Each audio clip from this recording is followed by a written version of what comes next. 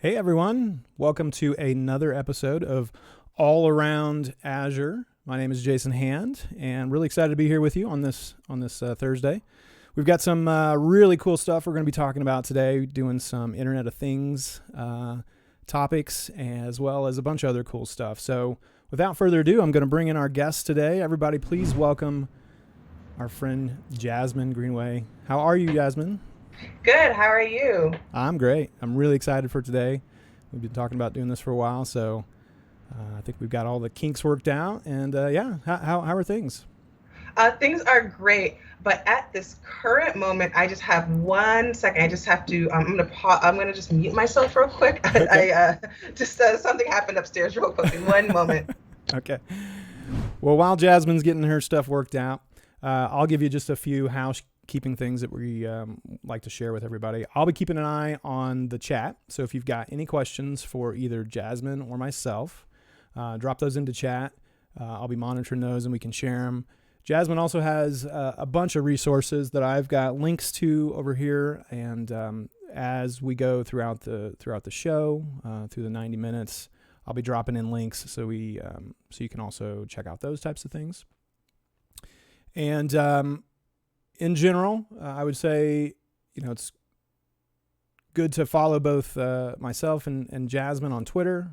You can check me out at Jason Hand, and Jasmine is Paladique, Paladique.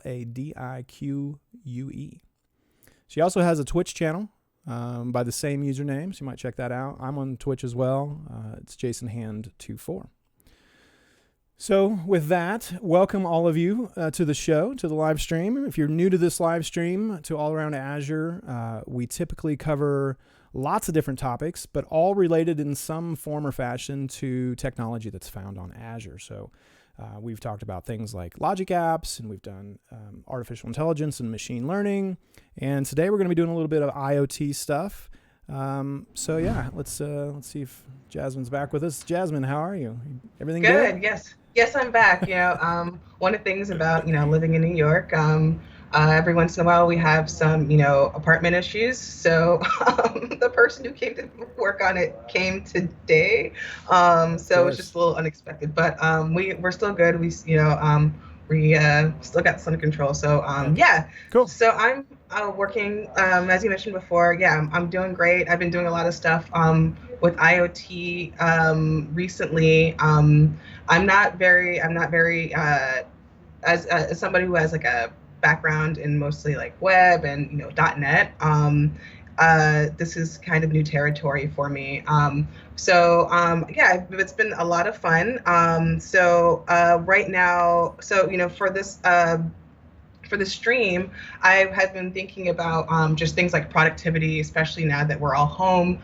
And so one of the things that I think of is the Pomodoro timer. So I thought it'd be really cool to like try and make a browser extension out of it. If you search like any like browser extension store, you probably see a lot of timers. I was trying to think of to add a little bit of twist to it by making it IoT controlled. So I have a MX chip here that I have set up with some code, and I'm going to walk through it in a second here. And one of the cool things about this chip is that it's easy to integrate with Azure through the IoT hub. All the configuration that I had to do for this chip, I could do right here in VSCode. So I'm just going to walk through what I've done so far. So in my main device .ini file here, importing some files, and I took a project, like one of those getting started projects from the MX chip site to get started. As I said before, I'm pretty new to hardware stuff. So walking through here, one of the first things that you have to do is make sure that you're connected to Wi-Fi. And this is actually a very hard lesson for me because when you configure the board, you connect to Wi-Fi. It's one of the first things you have to do. You have to set that up. And in the code, I didn't realize you had to start or like initialize Wi-Fi for you to be for you to communicate with the IoT hub. So on the board here, there's this little there's these like blue lights on well, it'd be my left side, so it might be your right side, that signify if it's connected to Azure and if it's on Wi-Fi. And because the code that you're looking at on the screen is already uploaded to the board, then that means that my code is saying here that I'm connected to Wi-Fi and I've already configured for Azure. So okay, cool. So yeah, so I did that, and then the next step was to have a way for someone to start and pause the timer. So as you saw on the screen, it says start with B, and that's what you can see here in the code. And then moving along here in this loop function, I have this little function here called toggle timer to turn the timer on and off. And then on the, and I'll just actually run it. So when the timer is on, you will actually see the, I'm just making you see it. I'm sure I know where the B button is. You can actually see where, see the timer being elapsed. So yeah, okay. It takes a second to be configured here. Real quick, Jasmine, yeah. It was probably only 5 years ago that I discovered what these timers are. Can you give us a little like story about what these, why are they popular? Where are they? What's the use case for them? That kind of thing. Yeah, sure. So it's the Pomodoro timer. It's the way that folks usually adopt it is, take 25 minutes to focus on a specific task with 5 to 10 minutes of break. And the idea of, kind of having like a work first rest cycle. I know that there's, been articles about it. I don't remember the actual term for it, but it's just a way to, one practice of just of productivity, of like dedicating this 25 minutes to on this one thing, and then taking a break. As we know, we're all sitting behind this desk, especially if you're doing stuff like on a computer all the time. It's so important for us to get up, walk around, and rest. And sometimes, but even also in being in front of the computer, it's so easy to like drift off to like Twitter or GitHub or whatever is going on online. Mm-hmm. And so the Pomodoro timer is meant for you to say, okay, give this one task 25 minutes, just focus on this one thing. So yeah, this is one of the things that just like been very helpful for me. I think for me, I think of it as like time boxing your productivity. Mm-hmm. Like I used it for the very first time I heard about it was when I was doing a writing project for O'Reilly. And I've always been the kind of person who clears out like a couple of hours and just goes heads down and like just get it done. But after a week or two of that, I was feeling pretty burnt out and not feeling very productive. And so someone recommended just doing it in smaller chunks. Like, why don't you just write for 25 minutes, take 5-10 minutes off, get up, stand up, go outside, do something else, come back, set the timer again for 25 minutes. And it's like, as soon as the timer goes off, wrap up the sentence you're writing and literally stop. Like, don't let it go on for another 5 or 10 minutes or something. So anyway, it really forces you to work within time constraints, and it made me, I think, be a lot more efficient with my 25 minutes. It made me appreciate my 5 to 10 minute breaks a little bit more. I took a lot more of them. So anyway, yeah, just the term Pomodoro was kind of new to me, but now I have to admit I haven't sat down and like used one or anything like that for a while. But at the time, it was super, super helpful. So yeah, same for me. I don't use it all the time, but one of those, when I'm having a day where it's like hard for me to focus, I definitely will pull out a timer and do some time boxing to get myself back on track. Yeah. So what I just did was I opened the serial port so that I can communicate with my MX chip through my computer. So I'm going to start this timer again. Looks like it was giving me a few issues. So we're gonna try and do this again and see if the timer starts. Okay. Uh-oh. Unknown connection issue. Let's reset this. It's going to connect to my Wi-Fi, and then it should connect to Azure as well. Well, yep, that is connected.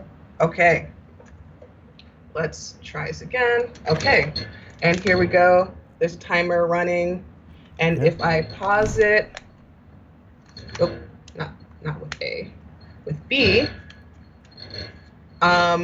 it says pause to resume. It's supposed to say press B to resume. It's a little cut off, but and we actually can fix that in the code actually real quickly here. What is this thing you're using? It's an MX chip. Is that what you said? Yeah, it's an MX chip. And what's so cool about it is that it's like pre-configured pretty much to work with Azure. And the cool thing about it is that along with this extension I'm using called the IoT Workbench, I'll just real quickly, the Azure IoT Device Workbench. It makes it super easy for me to configure all my stuff right here in VS Code. So on the bottom here, it's a little hard to see, but you can see that it's it identified the type of board, serial port and things like that. So I can also see any logs and stuff about my board and its connectivity to Azure in this little in my output window here. So the timer is good, and I mentioned before this pause, press B to resume text here is a little it's cut off, so there is an extra argument I can add here to wrap this code. So you can see in IntelliSense here, by default it's false, so I'm actually going to change it to true. So now the next time I run this, then it'll just wrap around. Great. So timer's working, and one extra thing that I want to mention here is now that like I said before, when I create my IoT hub, I get a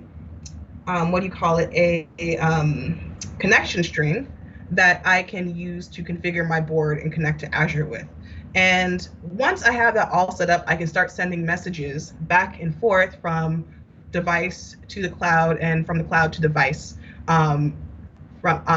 because I have configured my connection string. So in this code right here, that's what it's doing. So every time I pause the timer and resume the timer, it sends a message to IoT Hub saying the timer is paused or resumed. Right now, I don't know if I need to send the time elapsed. We'll see if I need that a little later, because I have a feeling that there might be a little like some sync issues between the two timers on the device and on the browser. But we'll cross that bridge when we get to it. Yeah. So that's connected. That's all good. And I'll just walk through. I'm going to swap my desktop here to IoT, or to the Azure, my Azure desktop here, and I'm going to open the IoT Hub so you kind of see what that looks like. And you can see here like the messages I use, the device to cloud messages that I've been sending here, and you can get even deeper with the metrics. You can have it for different days, or how you can have a chart for to show messages over time, like in past week or stuff. And so so that's one part of it. Now the second part of this is having it communicate with a web page, and furthermore communicating with a browser extension. So part that I'm at right now is that I have a little Node app here that I'm going to open up right here.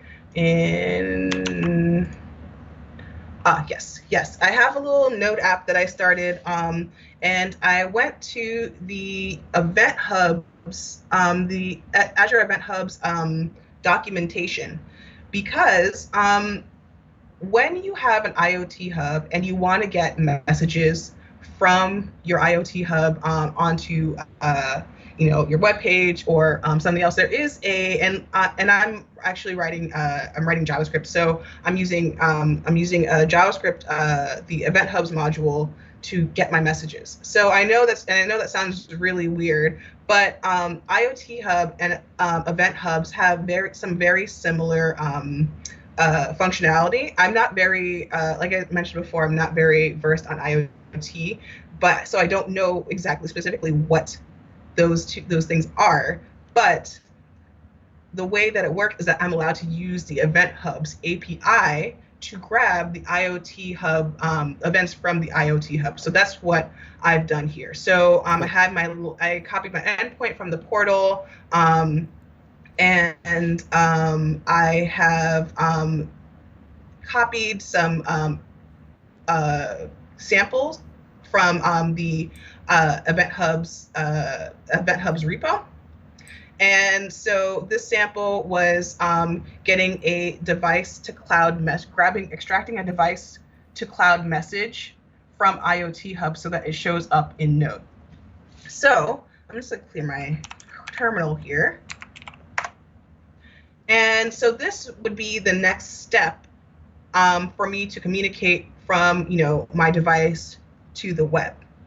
So if I do node index.js and I run my timer again, which I've reset, and I press B, I should see that message that I got that I've been sending to IoT Hub.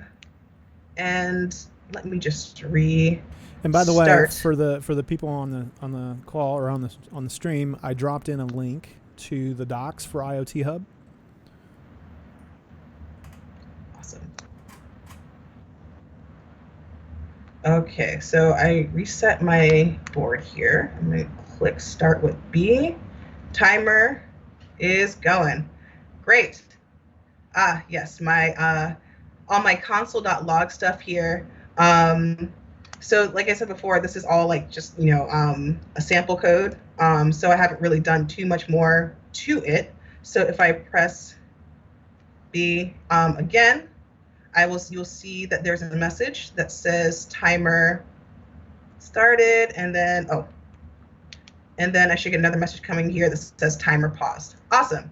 So where I left this was one of the challenging things that I had to figure out was when you get the message from the IoT Hub, from your device, from device to IoT Hub, and you're getting it, and you're listening and subscribing to the messages that are coming in, they come in as it's a buffer, or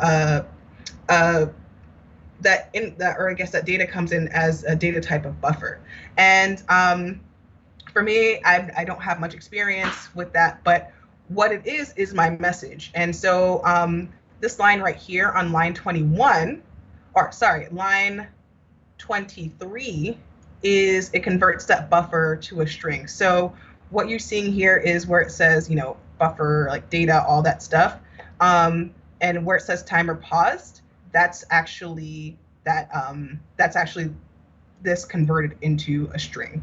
So, and I don't actually think I need the rest of these other console.logs here. All I really want is the message for now. So I'm going to comment that out. By the way, if you don't know that short key for commenting a bunch of lines out, you highlight those lines and then press Control-4, and I guess it's Command / on Mac, but it's a handy little trick for you. Nice. And then if you want to uncomment, you do Control / again, and uncommon.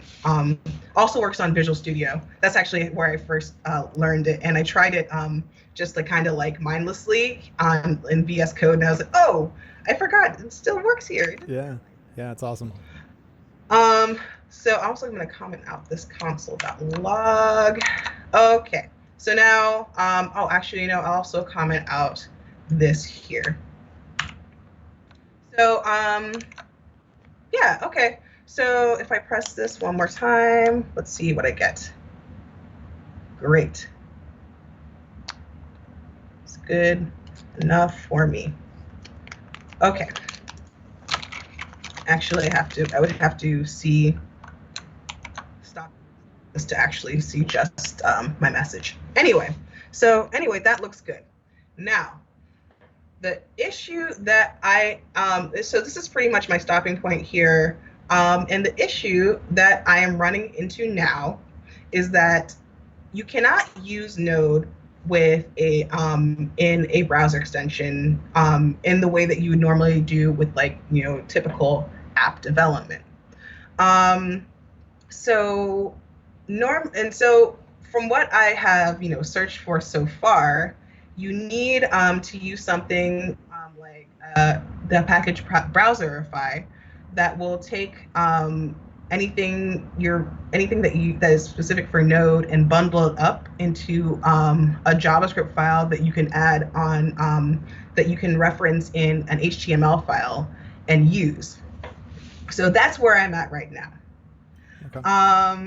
So I've installed the Browserify module, and if I just and I've installed it on the command line as well, so that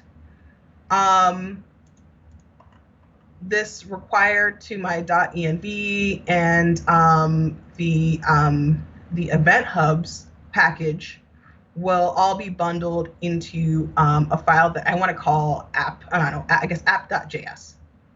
So if I type, I'm just going to clear my console here and go call Browserify, and I'll do index.js and then app.js.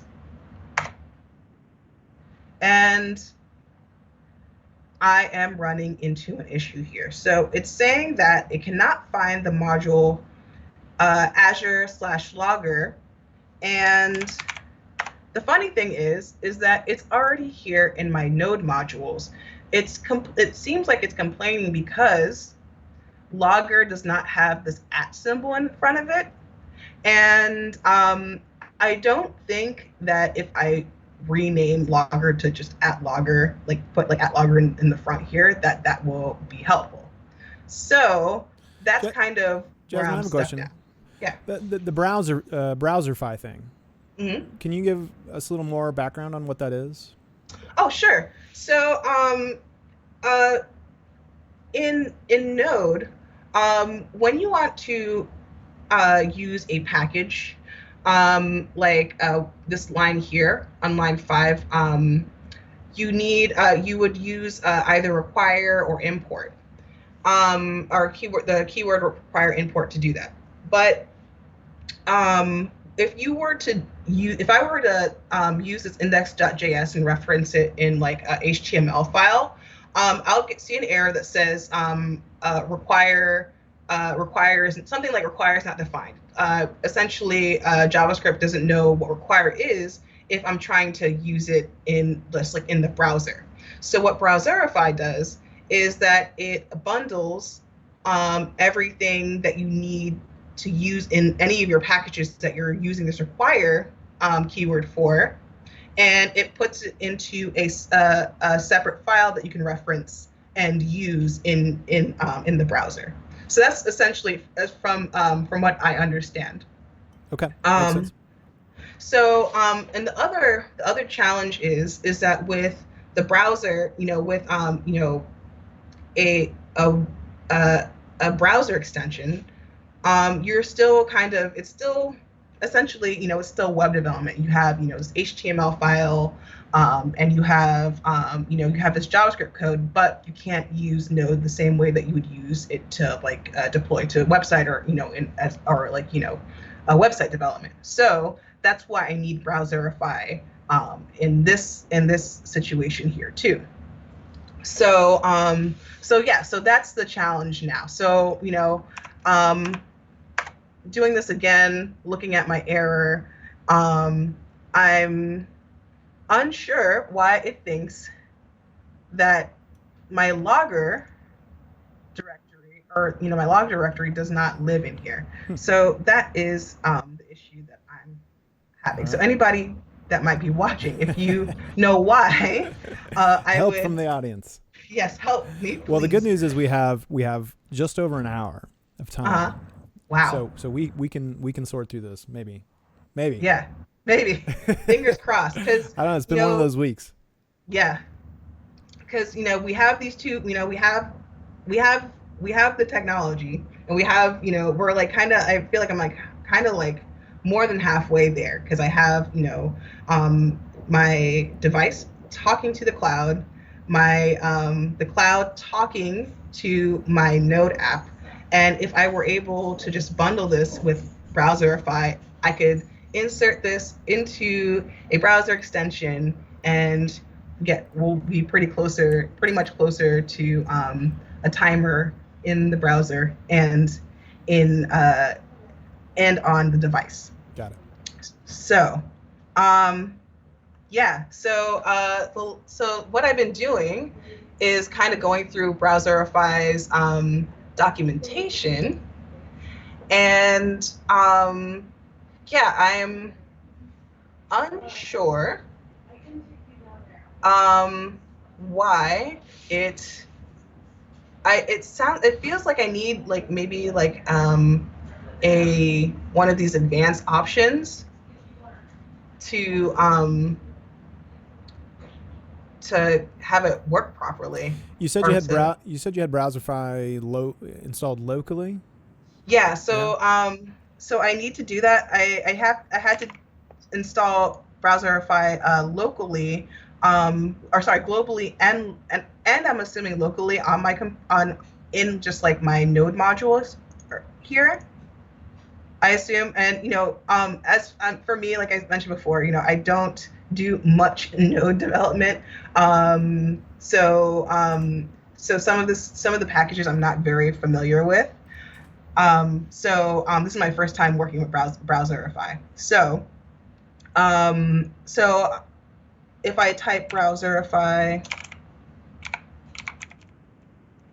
in here, that's how I know it's installed, at least globally on my computer. Because one of the things about NPM is that NPM, you can install packages on your app, but you can also install like global tooling, and like CLI tools. Like for example, the Azure CLI, you can actually install through NPM. So yeah, so you don't have to like go through like getting like going through an install wizard or anything like that to use it. Hey, I just thought of something too, because we were talking about this before we got started. Is over in Microsoft Learn, we just released a new Node.js JavaScript learning path with a bunch of, it's like 5 modules. So let me grab that link and put that in chat too, because I think regardless of what we're doing here today, this seems like a really solid like entry point into Node for those that looking to get caught up. So let me get a link for that, and I'll share that in chat too. Awesome. Cool.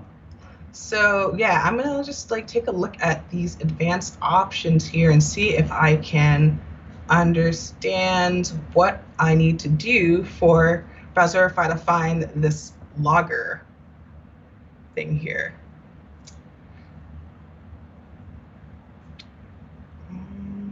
Let's see. Azure logger. Okay. Yep.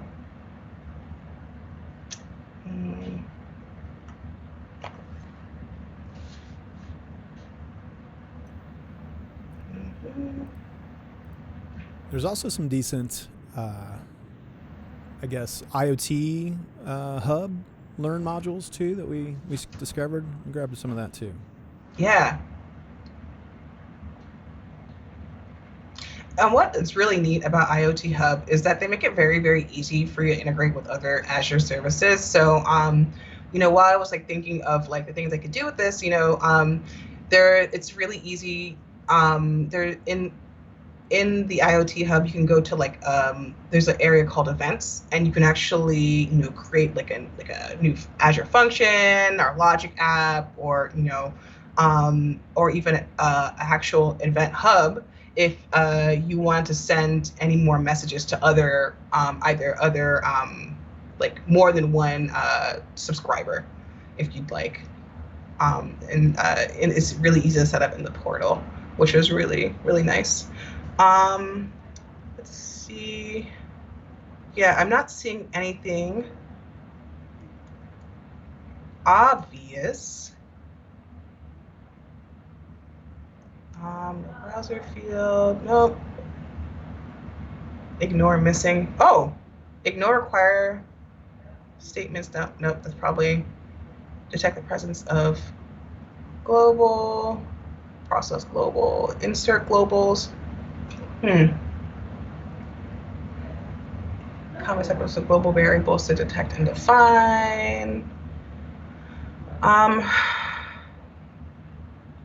Let's see. All right, browser bundles this file. Okay. Let's see.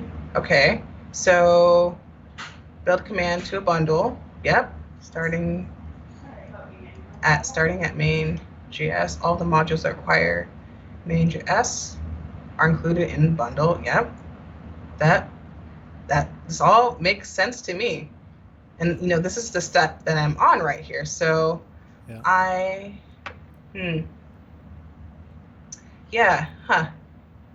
just don't know why I can't find it. But you know what? What we'll do is we'll walk through just creating an extension. We'll just install, we'll get an extension here in my browser here, and then we can come back to this. Maybe somebody will have some better, will know something about Browserify and help me out. See if I can find a link for Browserify. Cool. I'm going to close this mode module folder here and just create a new index.html file. And I'm just going to. So browserify.org. I just put it in the chat. It seems like that's the main landing page. It says Browserify lets you require modules in the browser by bundling up all of your dependencies. Very cool. Yep. So in this case, my dependency is this event hubs and .env package here. So okay. So now I made my little index.html file. So that's one part of the extension, and the other part we'll just put something. Put test here. Wow. TEST. All right. Okay, and then I need something called a manifest.json file.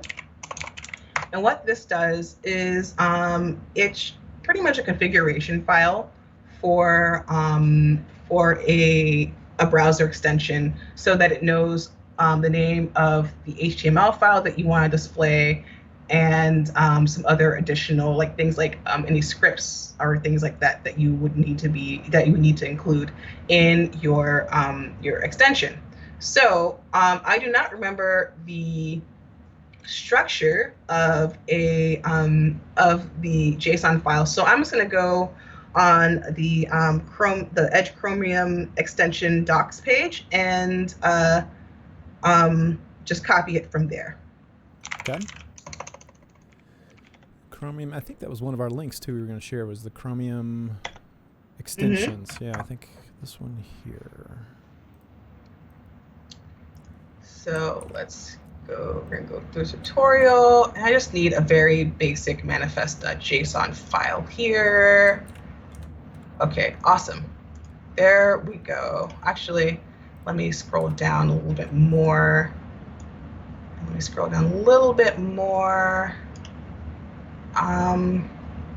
Yeah. Let me me just see the final version of, okay. Let's copy this one here, and we'll change it up. Name, we'll call it IoT timer. Leave all that stuff. Delete that description extension that is a timer. And we'll get rid of these icons. I don't want to use icons yet. If we get to a good point, we'll find a good stopping point. Maybe we'll go look for a cool icon. And then this pop-up here is actually just my index.html file. Okay. Great. So I think we're good. All right. All right, so let's just quickly test this out. So the way that this works is that because this extension isn't published to the Microsoft Store, I just created it here, I have to turn on developer mode to be able to install it. So you can't kind of see it here already, or oh yes, I can open up here. So the way to turn on developer mode in Edge is you just go all the way down here into the extensions area and just literally just turn it on. Yeah, it's kind of cut off on our screen. Are you saying it at the very bottom of the browser? Yeah. So there's like a little slider thing here. I'll just see if I can. Oh, I can also magnify if I remember how to do that.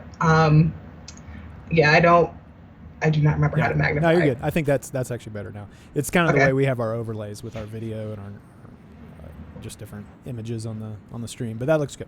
That's better. Okay, cool. So yeah, there's a developer mode slider, and then once you do that, you go to load unpacked, and what that essentially means is that when you're ready to publish an extension to either whatever browser store that you want to use, there is a way for you to kind of put all your files together into one single file and upload it to the store. So because I have my manifest and my index.html and potentially some other files, like maybe another HTML file or another 3 or 4 scripts, I could just package that up so it's all in one little file.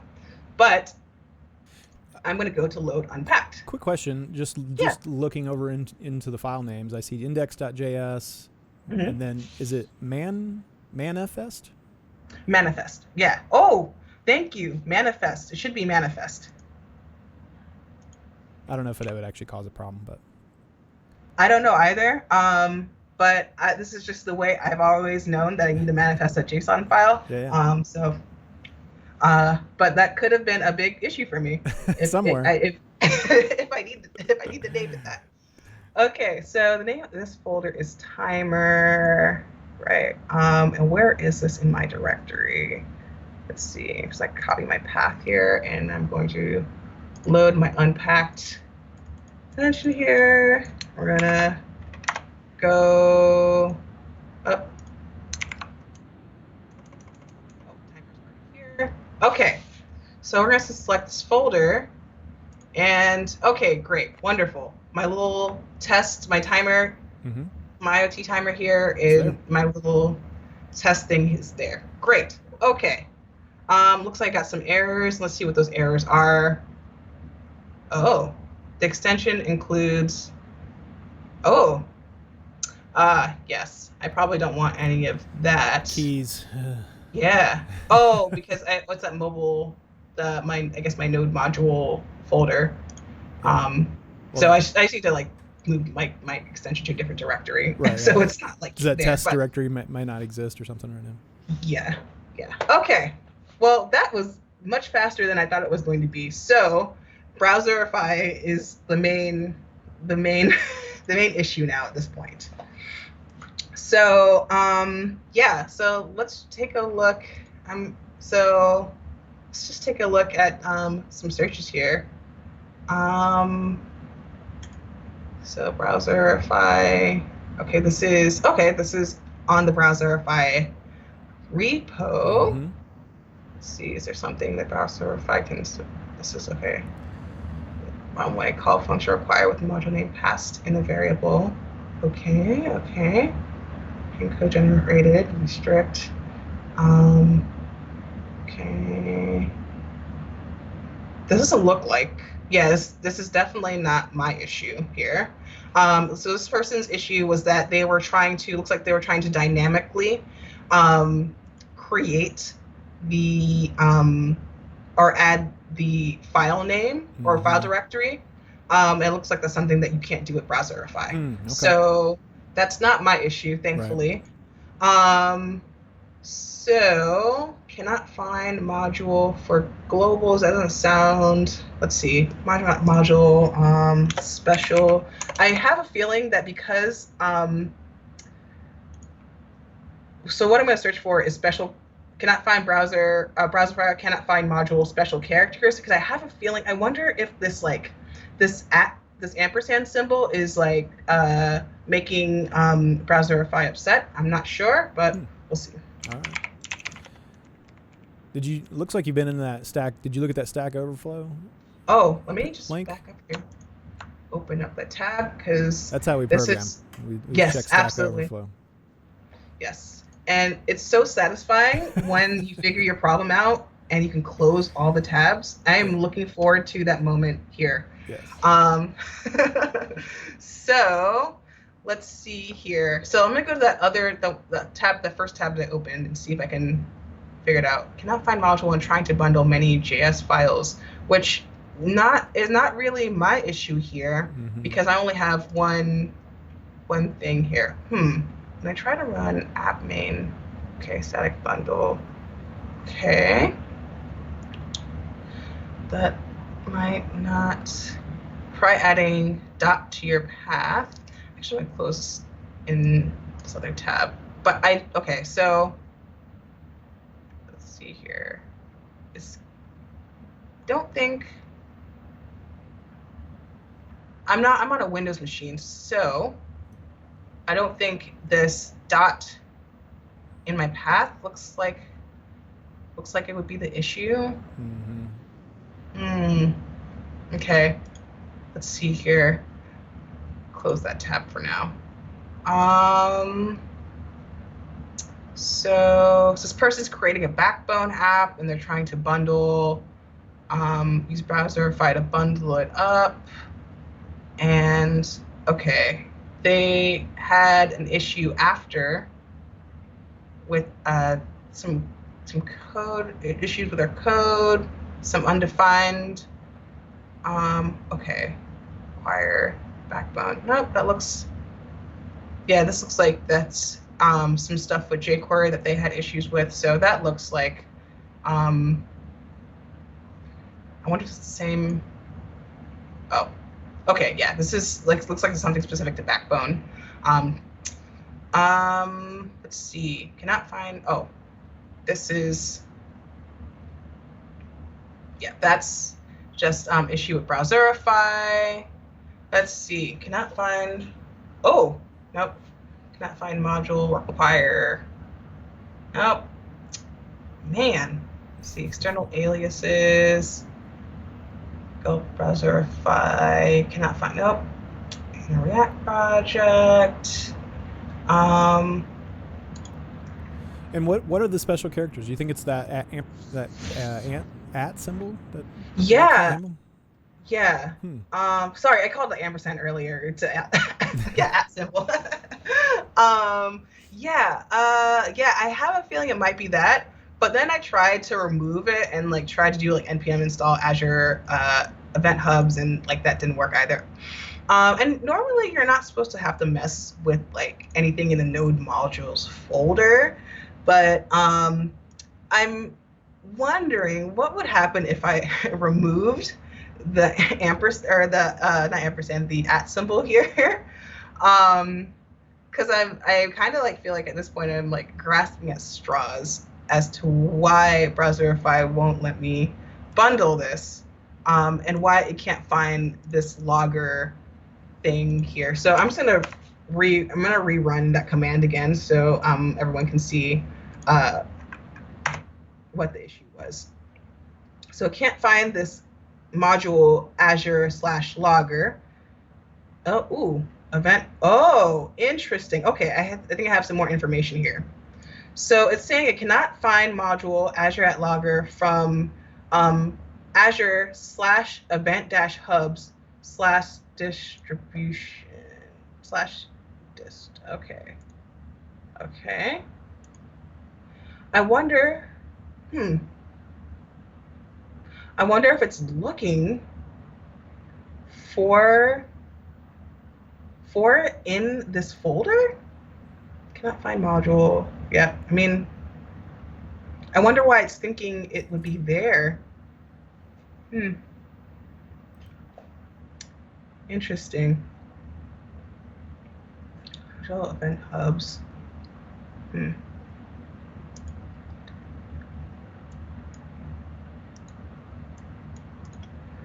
I have a feeling it's just like some just directory thing that I don't understand. I'm gonna drop a link into chat for you. Okay. Something I found over on NPM's page, specific to Azure Event Hubs. Okay. I don't know if this is helpful at all. Okay, so open this up. Well, I'm just gonna copy that link. Copy the link. And paste it in here. Okay. But this. I don't know. It says it's been deprecated, so I don't know if it's really the same thing. Let's see if I can take me here. Oh yeah, it looks like they might just change up a few things, but either way, yeah, the npm page here. Let's see. Azure require, okay, that's, oh, here, I'm gonna do that. Maybe I'll look up, I don't know, Azure npm browserify, I don't know, Azure npm browse. Oh, no.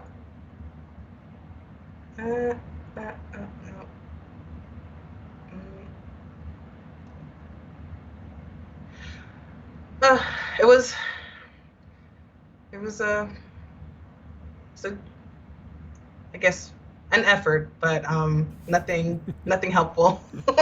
Okay, no, I wasn't sure if it was helpful or not. Oh yeah. I just did a quick search for I think require and then at Azure Event Hubs to see what that came up with. Yeah.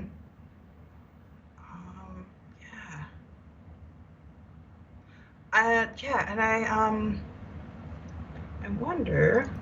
Can we pull up the error message again? Was that in the output? Yeah. Yeah. I'm gonna just make this a little smaller. And so yeah, it cannot find module Azure logger from this Event Hubs distribution folder. Oh, I guess, and I'll show you exactly where it's supposed to, where it's complaining about. It's complaining that it's not in here. I wonder,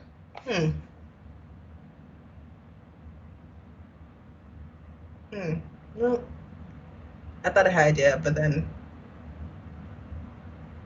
I lost it.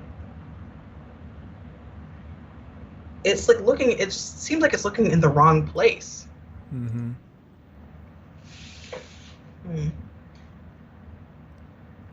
Is it possible? Have you made any changes with Node lately? Have you installed any updates or anything? Do you know what version of Node you're on?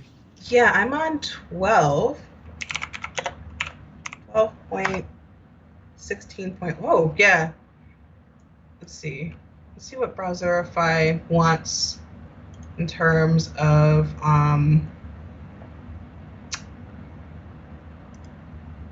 Node version. Okay. So in this Browserify documentation, they call it the handbook. They kind of walk through the require and exports uh, code for Node. So for those of you who might be new to Node, requires how you import a package, and export is how you would, I guess you could say, distribute or share a package with other JavaScript files. And so they're kind of just giving you an overview of just what those things do and how they work, and then it tells you how to use Browserify to bundle up everything that you've done on a Node page or in a JavaScript file that's using Node or using require or exports to bundle it into one JavaScript file. So this is what this line is doing here. Got it. But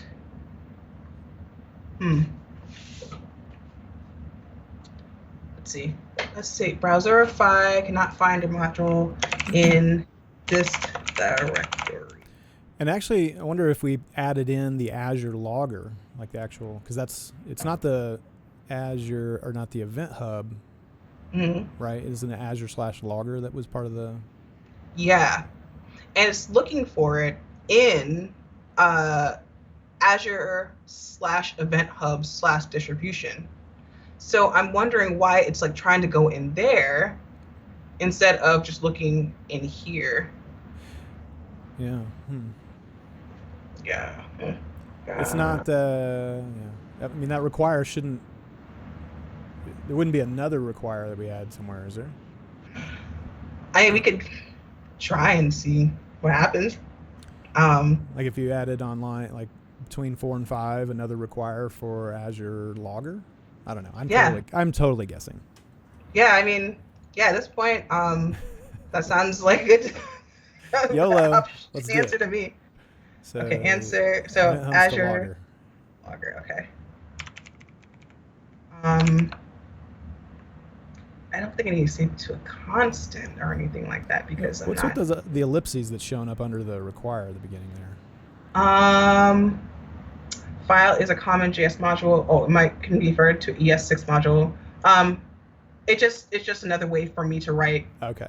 Require. Gotcha. It wasn't like a syntax problem somewhere. No. All right. No, not that I know of. But I don't know. Maybe Browserify likes this better. Let's just see. Let's try that. Oh, whoa. We got something new. Import and export. New errors. It's progress. Yeah. Let's see. Import and export. Only group here with source type module while parsing. Interesting. Well, it doesn't look like it likes import too much. So we're gonna just undo that. Okay. Okay. Still can't find module. Azure logger. Oh, from projects. Timer. What's inside that? Let's see. This is my root directory right here. Oh, it's looking. Oh, I see. It's looking for it in my root directory, which it definitely is not. Yeah. The plot thickens.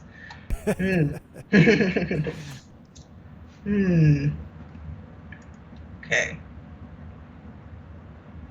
Why is it thinks? I wonder if Browserify would prefer if I have things that need to be things that I'm using in like separate directories. Like if it's like complaining that like I'm just putting everything in my root directory, which I normally do when I'm like trying to like code, and then after everything works, then I make everything pretty. So I could also try this putting this referencing this directory character here. I mean, let's see. Relative path. Yeah, relative path. There you go. Yes, thank you.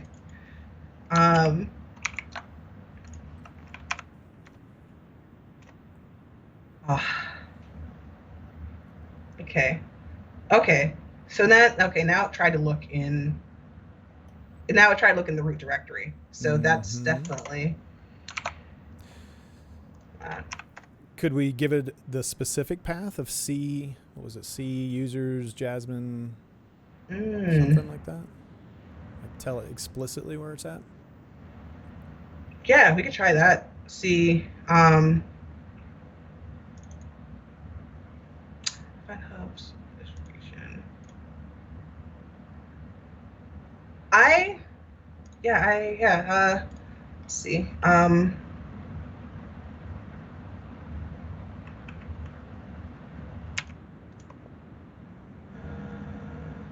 Let's see. Like the whole.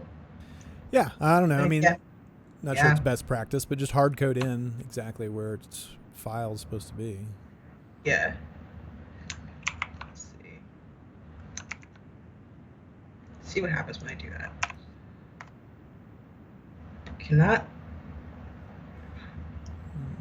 Didn't like that. Yeah. Yeah, I don't think that's really the right way, but. Yeah, but I mean, something, because I am running out of ideas. I could also try. This is probably terrible. Go ahead. I was just gonna say maybe we open from like a Windows Explorer, open up users Jasmine projects timer, and just see what's in there. Yeah, like not sure. from within VS Code. Okay. Something like not displayed or I don't know, some weird thing. Yeah. Let's see. So package.lock. My extensions in here. My node module. Yeah. View. I always forget how to view hidden files, hidden items. No, hidden items are visible. So. Okay. Yeah. Strange. Yeah, I wonder why it's thinking that it's here in this distribution file. Or distribution directory. What's so special about it? So let's see. I'm just gonna come back up here. Because this is where the code is for the Event Hubs package. The logger directory does not have an @ sign, an @ symbol. Would that matter? Yeah. So that was my first thing. Right. But so it's looking for where is the error? Oh, here. I'm gonna just run this again. So it cannot find. Oh, this is a different error. Cannot find module Azure. Oh, because hubs. Event hubs.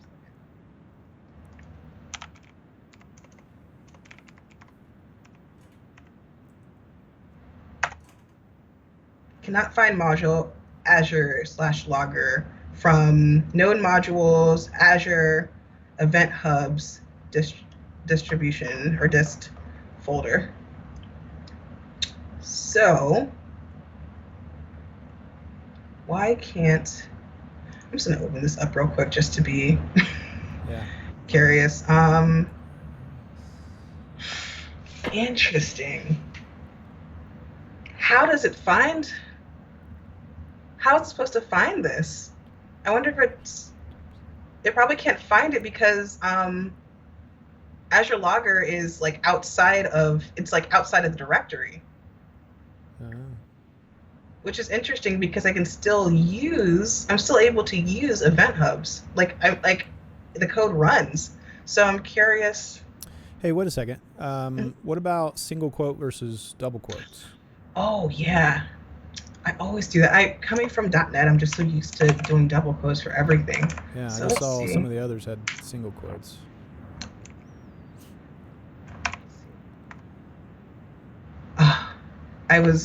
It took a second, so I was like, oh no, was that it? Nope, it's still doesn't like it.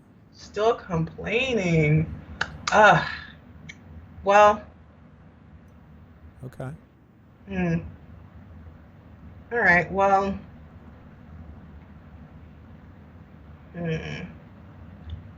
Here's what I'm thinking. Okay, lay it on me. So I'm thinking we could, instead of doing node, or sorry, instead of doing an extension, we could just try and make this just a simple web page. Okay. And then come back to Browserify and see if we can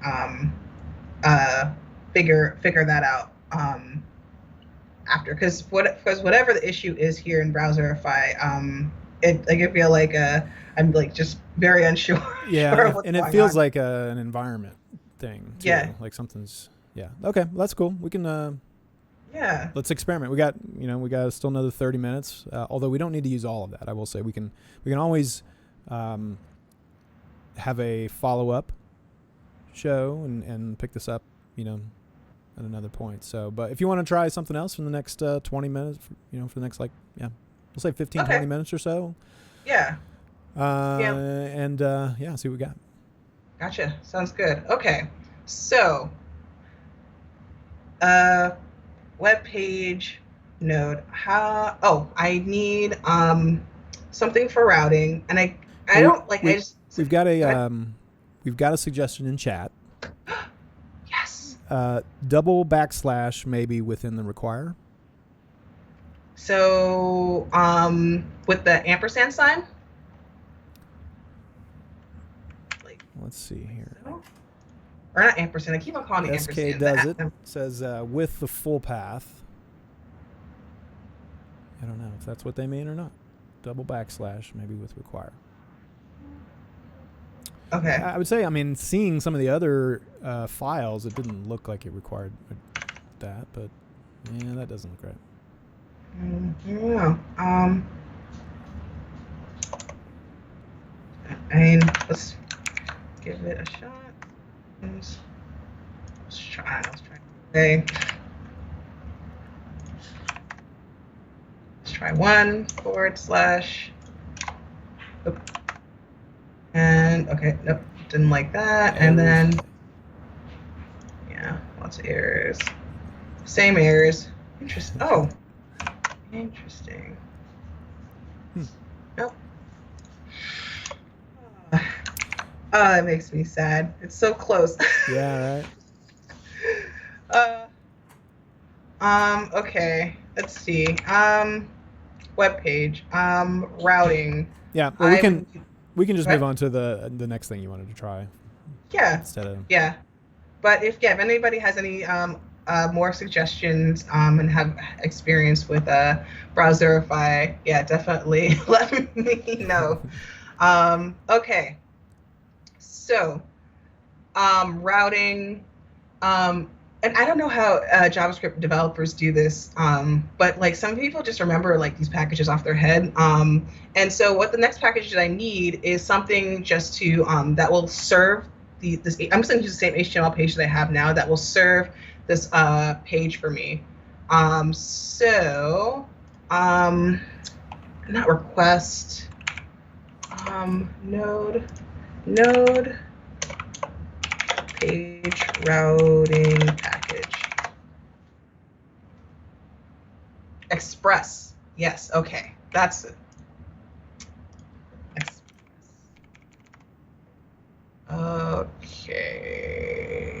Okay. Oh, yes. Great. Easy to do. And actually, let me install the package first. I was about to say, do you have that locally? Save. I don't know if I still have the right save express.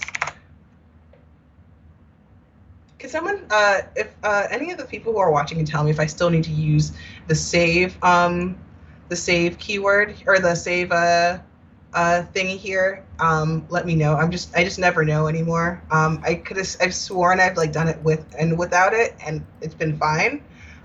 So if anybody. Well, so SK does it.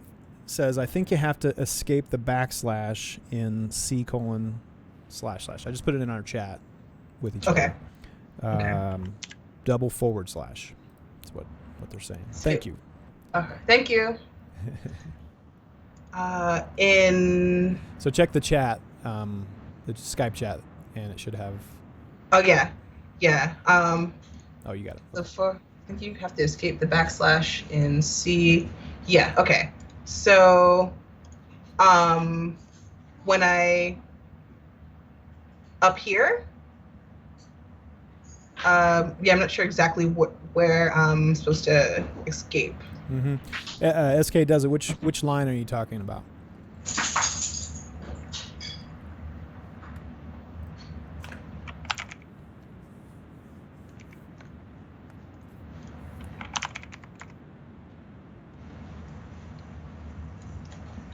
And while we are getting that, I'm going to just go ahead with Express here, and let's just put it, I don't know. And they said line up here. 5. Line 5. Oh, okay, cool. So I'm guessing right there. So within the require. So within the parentheses. Mm-hmm. So paste that. Okay. And so, but outside of the quotes, or Yeah, I'm not sure. Maybe SK, if you can help us out here, or just drop in the chat exactly what you're thinking that require should look like. We'll just copy and paste it in. yes, please. Team effort. Yes. Yeah.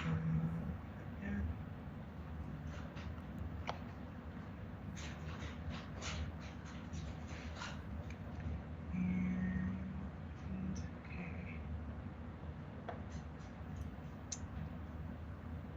Express. Okay. Process and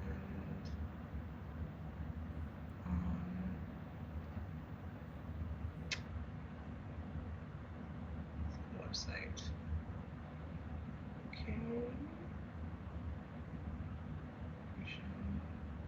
All right, I think we're good. I feel like I'm forgetting something. I feel like there's like a static page thing that I have to do, and yeah, there definitely is. I do not remember how to do that, so I'm going to look more into the Express documentation here. Express, getting started. Static files. There we go. That's what I need.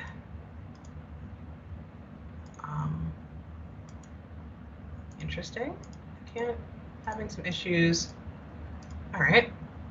Express static file. I just shared with you in chat our latest suggestion of require, what that looks like.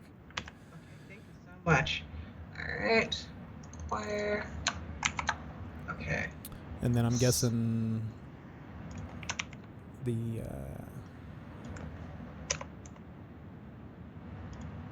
so the stars and then the Azure event hubs. I'm not sure that the stars represent that the stars stay. I think that's supposed to be C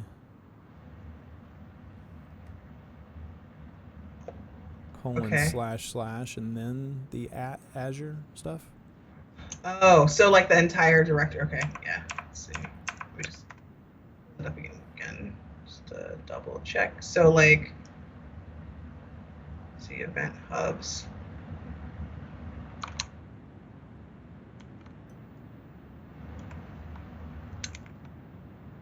And then I believe probably need to change all those slashes. Escape those, change them to forward. Oh, okay. Not totally sure, but that, I don't know. Doesn't feel right going backslashes.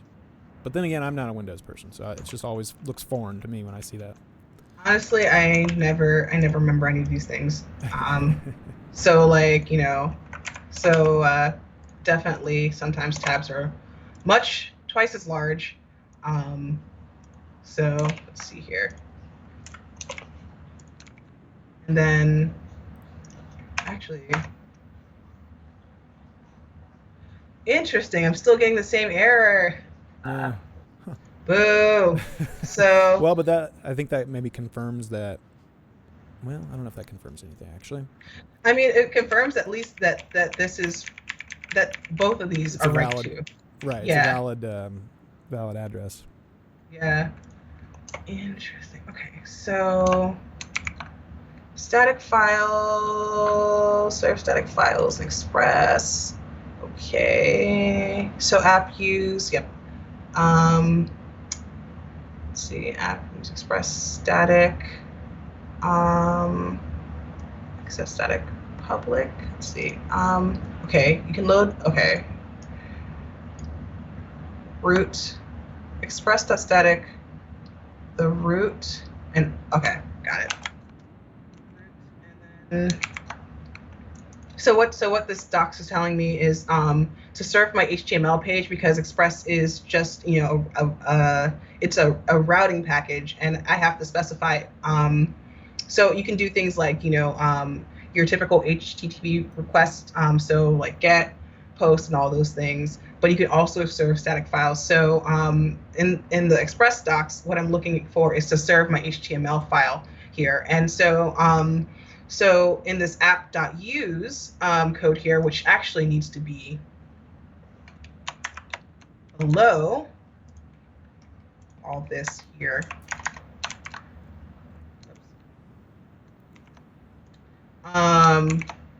Okay.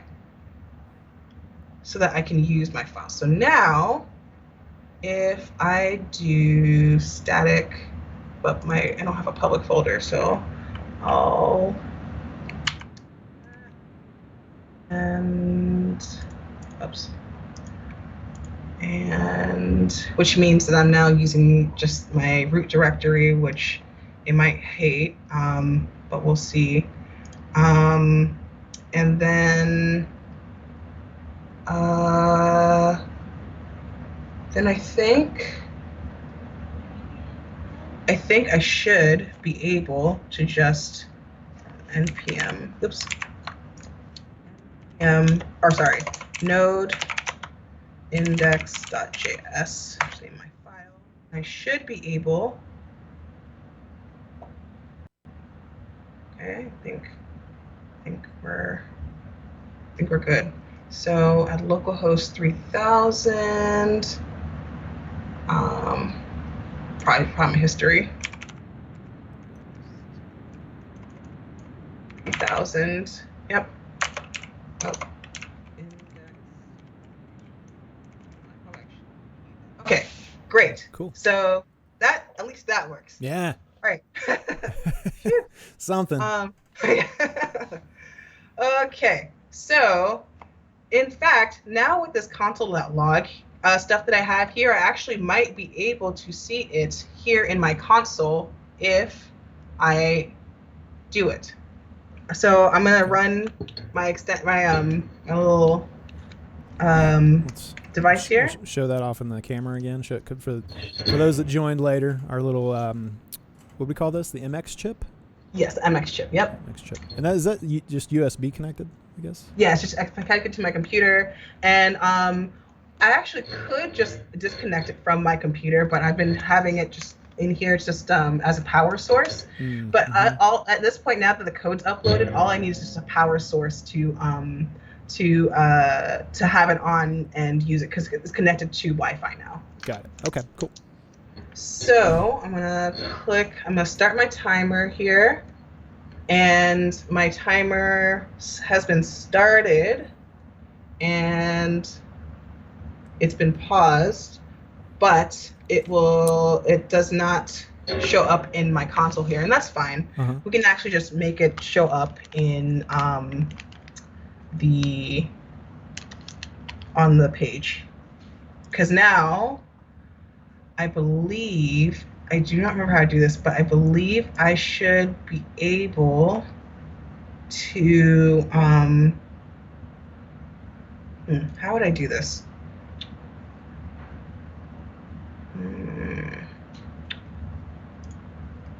Okay, let's get a little text or a div here, and we'll give it an ID. Just a timer. And just as a quick time check, we got about 15 minutes. Yeah, we're good. We're good. I just want to give you a heads up. But yeah, we got about 10, 15 minutes or so before we'll start wrapping things up. Got it. Okay, cool. So, serving the index page, and now at this point, let's see. If anyone remembers, So what? Okay, so I guess I'll just talk through what I'm trying to do. So now that I have my page is served, and I have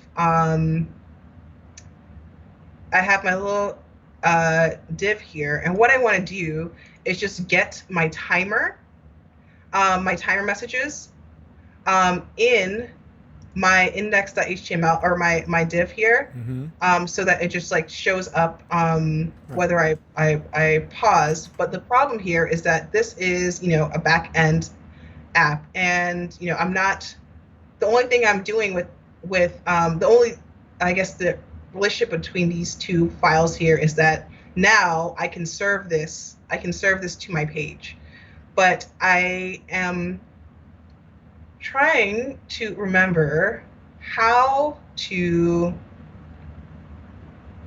I feel like I have to use I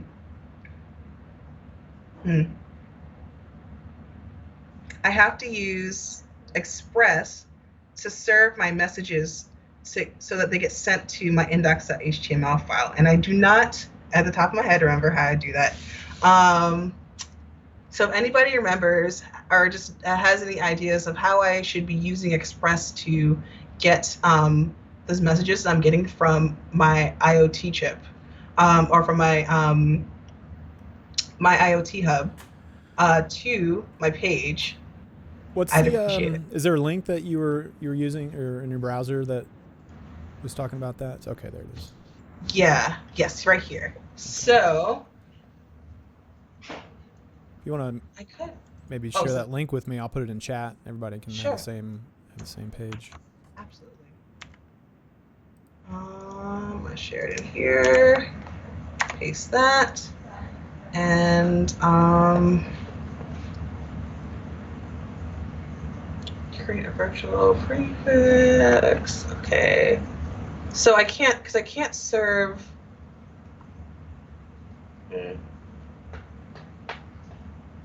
Basic routing. Let's just go on to here. Maybe it'll go to post request. Send. I could respond to delete request to the user. Route.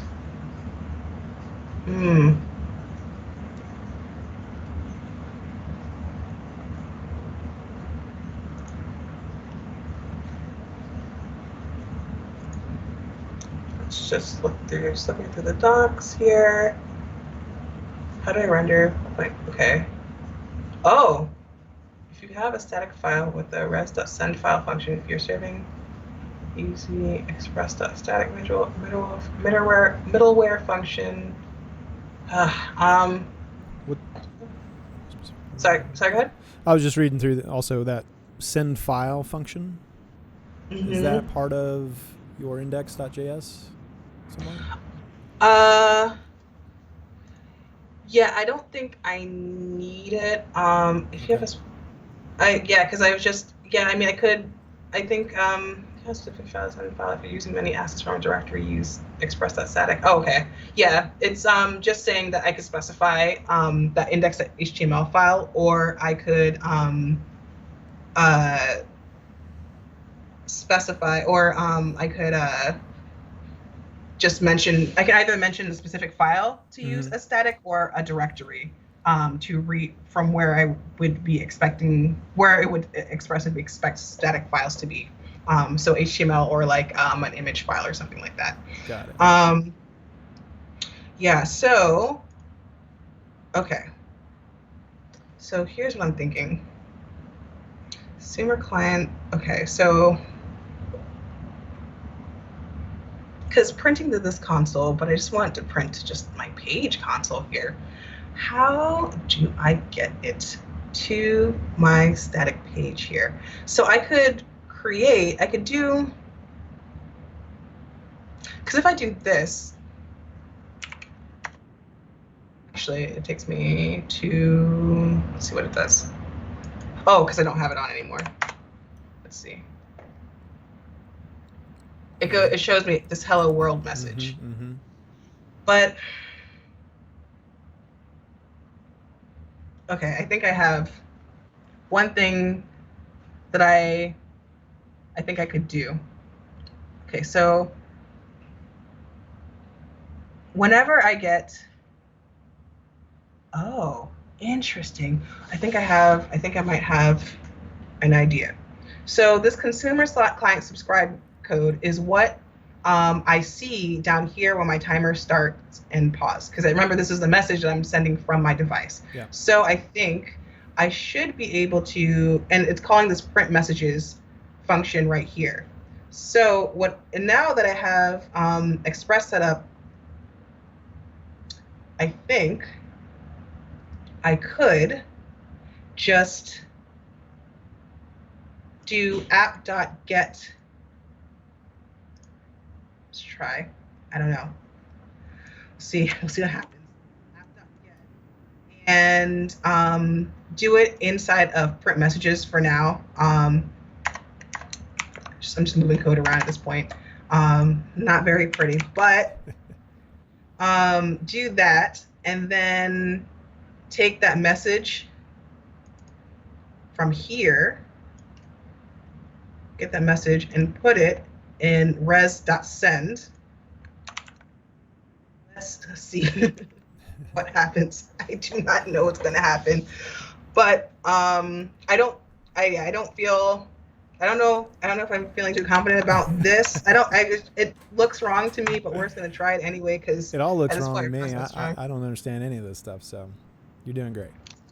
Thanks. Let's see here. Okay. Did you have to? Is it still running?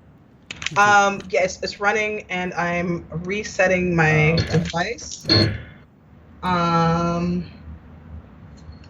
It's taking a second. And there's definitely got to be a way. Just curious, these little devices, what else are they used for? The MX chip, like what's some other projects that people would be using these things on? So one cool thing about the MX chip is that it comes with accelerometer, a magnometer, a gyroscope, and it also has a sensor for humidity and temperature. So you could like actually have it. There's like a few projects where I've seen where if like something has reached like a temperature threshold, you can tell an Azure function to send you a message. About it. It's not really like a Raspberry Pi, though, right? It's really meant to be more of a edge. What's the right word? Well, it doesn't. It's not like you hook up a monitor and a keyboard to it, right? No, not that I've seen. I mean, it has this little display in here, but like I've never tried to hook it up to a monitor. And maybe you can, but you can hook it up to like audio. It actually also, you can also in its API, you can also record like your voice. There's one where you can use like it has where you can create a little translator. So you can use Azure Cognitive Services to like send your voice sample and then like have whatever translation you choose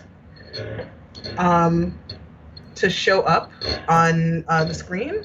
Gotcha. Okay. I've seen one where you can like send like a GIF to the screen here. It looks like that was not successful. Okay. Well, I put the link into chat for anybody who wants to look at them. Looks like they go for like around $39. You can get them a little cheaper if you buy them in bulk. Mm-hmm. And you get the card plus the micro USB. Mm-hmm. I like that little tiny display on there. Yeah, it's like just like large enough and small enough, like large enough to be readable and small enough to be compact. And yeah, it's like setting up is like pretty straightforward. You like I mentioned before, you can set it all up in VS Code, but you can also just like when you put it in configuration mode, the device in configuration mode, it creates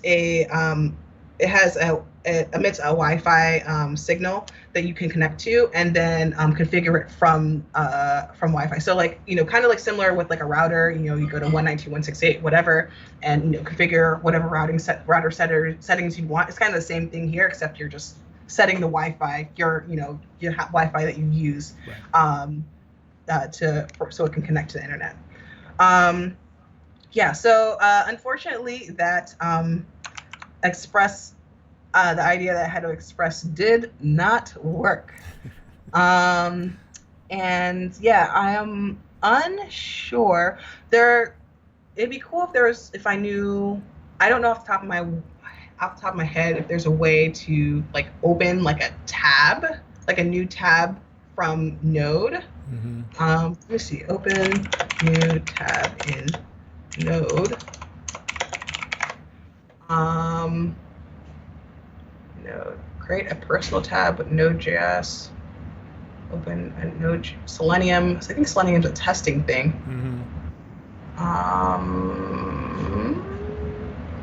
And how to open URL in new tab. Let's see. I don't know. Let's see what this tells us. This is Node. Open new window. Well, yeah. This is HTML. I wonder. Oh. Open. Okay. There we go. Assuming you have open install and you already installed it locally? No, but it takes 2 seconds. Yeah. Rest.redirect. HTTP. Okay. Nope, that's not it. And we're coming up on time. We've got about 3 minutes or so 3 minutes? before we're all up. So if if this doesn't work out, we can go ahead and start wrapping things up. I mean, this is sort of the thing that happens in a lot of shows that we do is we come in here with just a plan and we're going to try to sort it out together. It's not always a fully baked demo, but honestly, this is real programming. This is just like real life. It never works first time. Yeah. So eventually, I'm sure you'll figure out what the bug is, what the like missing comma or something. Yeah. And we can do it all over again. But in terms of IoT Hub and stuff that's on Azure, just in the last few minutes, like what are some things like that you've seen been done with IoT Hub, and not necessarily this particular little card, this MX chip, but what's some other fun stuff that people can do with IoT Hub over in Azure if they want to go experiment? I would highly recommend definitely going to trying a sample first, especially if you're new, and just initially trying just sending some telemetry back and forth. And once you create the IoT Hub, you can either copy the connection string for that hub and set it and configure it yourself, or like through either a terminal or something like PuTTY to set that connection string on the device, or like as I mentioned before, the IoT workbench. You can do it through that as well. IoT Hub workbench. And it looks IoT like there's device workbench. Yeah, and there's a lot of great extensions for VSCode too, right? Yes. Oh, yeah. There's a bunch of different ones here, and then so from there you can just set up the configuration, and then So my favorite one is the GIF one, and there's another one that was created by Cloud Advocate. Jim Bennett, he's like really, really big into the MX chip. He did this one where it hooks up to a fan.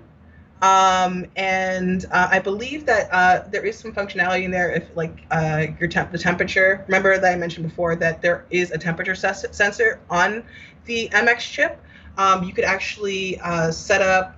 You could have it record the threshold of the temperature you want the fan to come on. So you can do things like that.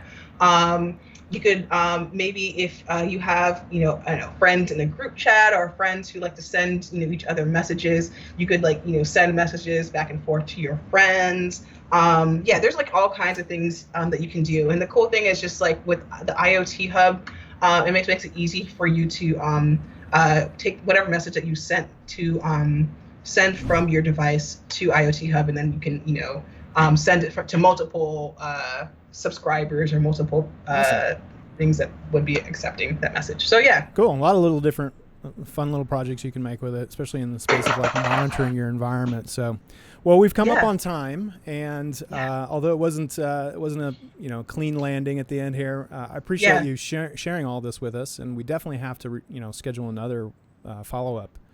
Absolutely. And get this thing working from front to back. So Absolutely. I'm definitely going to work on this. yeah. So thank you everybody who's joined us on the stream today. This has been another episode of All Around Azure, where we discuss all kinds of things related to Azure. And we'll have Jasmine on the show again real soon. And thank you all for joining us, and we'll see you again real soon. Take it easy. Thanks, everybody.